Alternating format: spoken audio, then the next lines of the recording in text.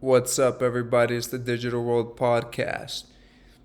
Here, see, folks, this the end game is accelerating. I actually had a conversation today. I went to a wedding, and I sat down with this gentleman, and we started talking, right? And I introduced them to macroeconomics, and it's funny because a lot of people, they, well, actually, a lot of people don't know what's going on. But there's a few you'll run into where they're aware, they just haven't done their research, and they'll agree with you and they'll be like, yeah, no, you're right, this, and that. And I remember distinctly a time when I was in the category where people would talk to me and I'm like, yeah, I kind of heard stuff like that, or no, I agree with what you're saying, but I just never did my own research. And now I'm here, and I have dive deep into it, and I'm well aware of what's going on. And in talking with him, I kind of discussed the changing winds that are happening geopolitically and just on a national level, not just here but all around the world. There's things that are happening to every country simultaneously, and it's leading to this perfect storm. And I told them what's coming is a famine, because they're reducing fertilizer, or all the ingredients that you would use to make fertilizer because of the Green Climate Initiative. And so what you have happening is a famine that's going to devastate the entire world. Sure, the U.S. can probably last longer, or will feel the effects at a lesser degree than third world countries or developing nations, but it's coming. And in my conversation, I basically gave the analogy of you can be an ostrich with your head in the sand, and go along with life and just pretending that ignorance is bliss until it's not. Or you can, face the reality and start preparing, right?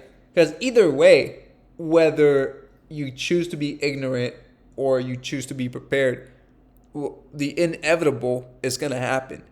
Okay?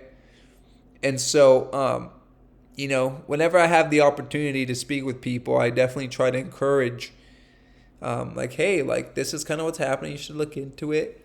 And something's coming, and it's going to be pretty bad. And so I hope, he took what I said, and starts to do his own research and to kind of really get prepared. But, articles like this, where Rishi Sunak is asking stores to cap basic food prices. If you go anywhere in history, like this Twitter handle says, price controls in most cases precedes hyperinflation. It's a desperate act of a dying government whose monetary policy has failed. And so, when you see things like this, we're close to that ultimate end game. And it's not a matter of if they implement these digital currencies, that's the next, part of the New World Order. It's when it happens. And so it's kind of, it's a very solemn thought, because at first when people, accept these, it might be like, oh, nothing's changed. It's good. They're giving us free money, yada, yada, yada, right?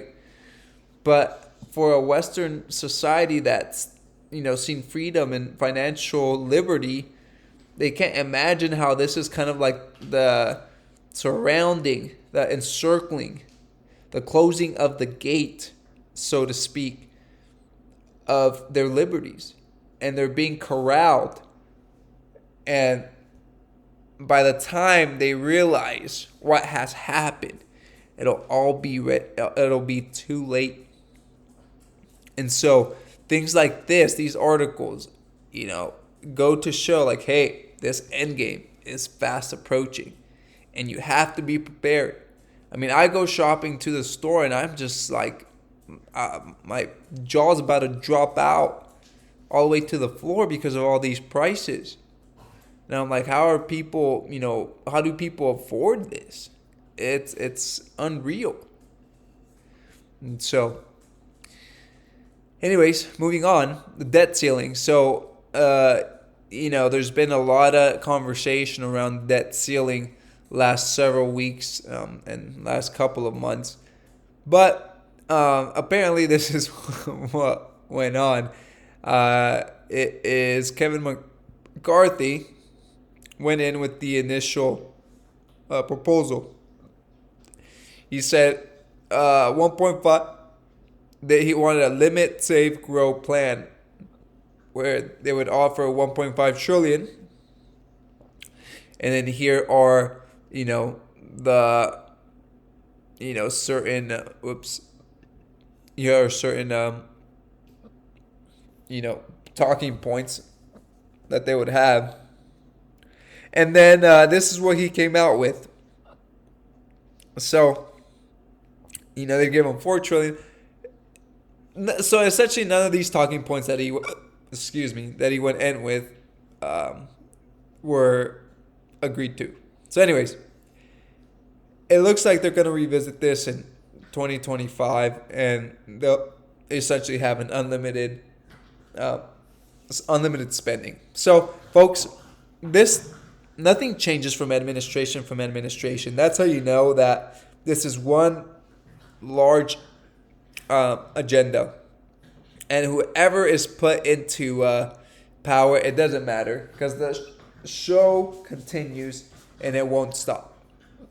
So now here is what's coming next, and I've been harping on this a lot, and I don't know when it's gonna happen, but I believe this is gonna be that next step of society, and it's that cyber attack.